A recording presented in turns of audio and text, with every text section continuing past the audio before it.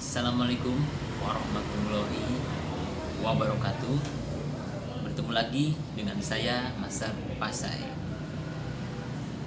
Baru kali ini saya bikin video ya. Sudah beberapa lama saya absen, beberapa waktu lalu.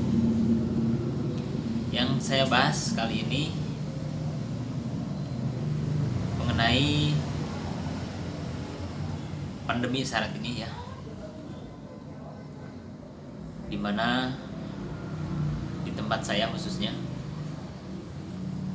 banyak sekali orang-orang meninggal, banyak sekali teman-teman saya yang pada sakit. Saya doakan teman-teman semua yang lagi sakit, yang lagi terkena musibah dengan kondisi pandemi saat ini COVID-19. Dari tanggal 3 Juli sampai dengan tanggal 20 Juli 2021 itu dilakukan PPKM, pembatasan kegiatan masyarakat darurat. Semoga dengan adanya PPKM ini, virus corona ini semakin mereda ya, ekonomi semakin lancar, ekonomi semakin pulih. Ada yang menarik ya, di tahun ini, tahun 2019 sampai 2021, orang sakit itu disebabkan oleh banyak hal tentunya ya. Saya peringkas terbagi menjadi dua hal ya. Orang sakit itu karena dua hal. Pertama itu dari makanan, kedua dari pikirannya ya. Kita bahas yang pertama, makanan.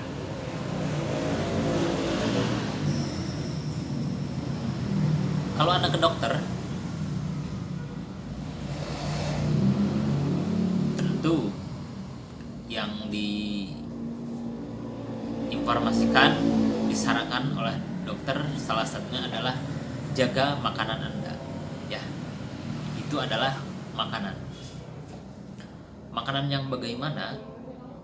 Yang baik buat tubuh ya.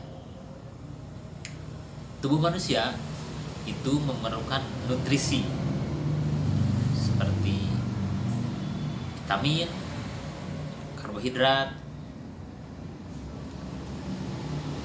protein, dan lain-lain yang diperlukan oleh tubuh ya. Itulah definisi makanan itu, adalah untuk memasukkan nutrisi ke dalam tubuh. Coba Anda amati di sekitar Anda ya, makanan yang diperlukan tubuh itu adalah nutrisi yang diperlukan oleh tubuh ya. Saya amati makanan sekarang itu, saya pikir komposisinya banyak sekali yang tidak diperlukan oleh tubuh ya. Seperti makanan yang sudah diolah sedemikian rupa ya, makanan yang diolah, makanan yang dipanaskan lebih dari 40 derajat Celcius, itu komposisinya bisa berubah ya, tidak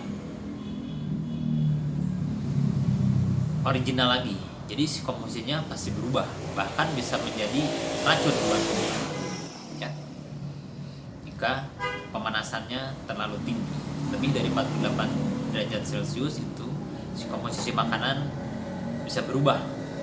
Nah, tubuh kan memerlukan komponen-komponen yang diperlukan oleh tubuh ya. Sedangkan makanan komponennya udah berubah, udah dimasak sedemikian rupa, masukkan ke dalam tubuh, itu akan menjadi sampah.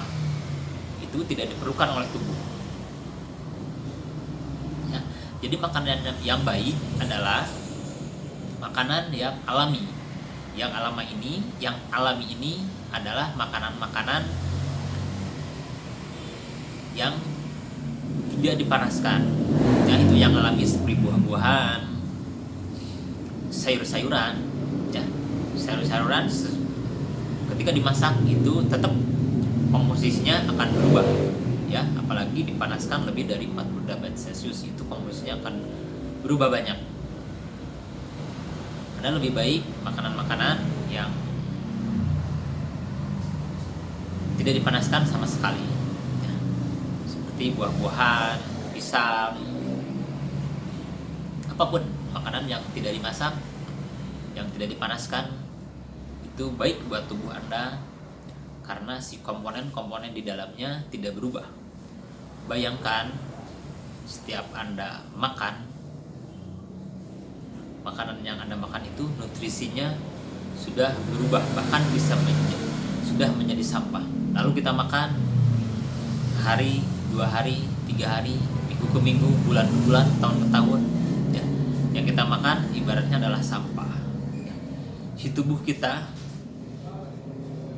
semakin lama dia akan memproses, memisahkan antara sampah dengan nutrisi, ya. Mungkin kalau memisahkan sampah dan nutrisi ini oleh tubuh sedikit, ya tidak masalah.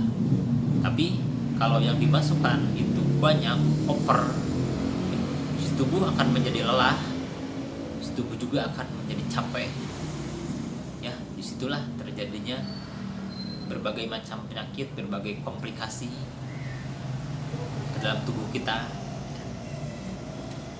Hindari makanan-makanan yang aneh-aneh. Yang diperlukan oleh tubuh itu bukan makanan enak. Yang diperlukan oleh tubuh bukan makanan yang nikmat. Yang diperlukan tubuh adalah nutrisi-nutrisi yang diperlukan, seperti vitamin C, vitamin A, protein, karbohidrat. Pahami yang saya sampaikan. Seperti itu ya teman-teman. Jadi caranya makanan dijaga, ya. Makanan apa yang dijaga? Seperti itu, ya. Pilih makan makanan yang alami, ya. Seperti kita minum minuman yang aneh-aneh, makanan seperti Sprite atau berkarbonasi, bukan Sprite aja ya, yang minuman yang berkarbonasi, ya, yang berkarbonasi atau yang mengandung soda gitu ya. Itu soalnya di minuman itu kan banyak komposisi yang banyak sekali, ya. Sekali 2 kali nggak apa-apa, tapi kalau keseringan itu dapat menimbulkan efek samping. Itu yang pertama dari makanan. Yang kedua yang kita perlu waspadi adalah dari pikiran kita. Pikiran manusia itu bergerak ke masa lalu dan bergerak ke masa yang akan datang. Itulah pikiran kita, meloncat-loncat sana kemari, ke sana kemari. Ketika kita mengingat hal-hal yang menyedihkan, ketika kita mengingat hal-hal yang kesusahan, kekecewaan, maka emosi kita akan terpengaruh dengan memori-memori masa lalu. Dan ketika kita membayangkan hal-hal yang negatif tentang ketakutan, masa depan yang tidak menentu, maka tubuh kita akan merespon. Itu akan memproduksi hormon stres di dalam diri kita. Kita akan semakin stres dengan situasi yang tidak menentu. Hati-hati dengan pikiran Anda, kendalikan emosi Anda, kendalikan pikiran Anda, ya. Ketika Anda bisa mengendalikan emosi, itu akan berpengaruh kepada fisik Anda. Jadi saling berkaitan antara pikiran dan fisik. Ketika pikiran kita lagi stres, lagi banyak masalah, itu akan mempengaruhi kondisi fisik kita. Begitupun sebaliknya, ketika kondisi fisik kita lemah, kondisi fisik kita payah, itu akan mempengaruhi mental kita. Semua saling berkaitan. Ya. Ada banyak sekali teknik-teknik mengendalikan pikiran ini. Orang-orang banyak yang berlatih tentang teknik mengendalikan pikiran. Ada dengan terapi, ada dengan fokus ke napas, ada dengan meditasi, dengan zikir, dengan sholawat, dengan mantra-mantra. Itu adalah melatih pikiran kita supaya lebih tenang, lebih rileks, lebih damai. Karena dengan pikiran tenang, maka kondisi fisik kita akan berpengaruh. Ya, jaga makanan Anda, jaga pikiran Anda. Karena dengan itu sistem kekebalan tubuh kita akan meningkat. Sistem kekebalan tubuh kita akan baik.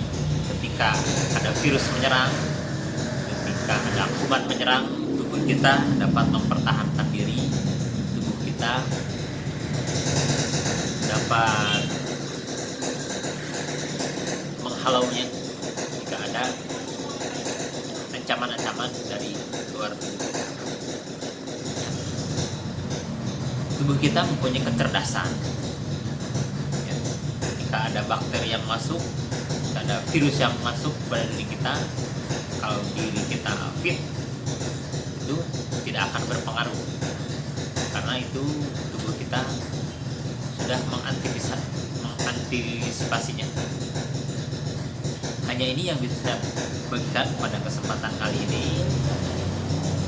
Semoga yang saya sampaikan dapat diambil pelajarannya. Semoga apa yang saya sampaikan dapat diambil manfaatnya.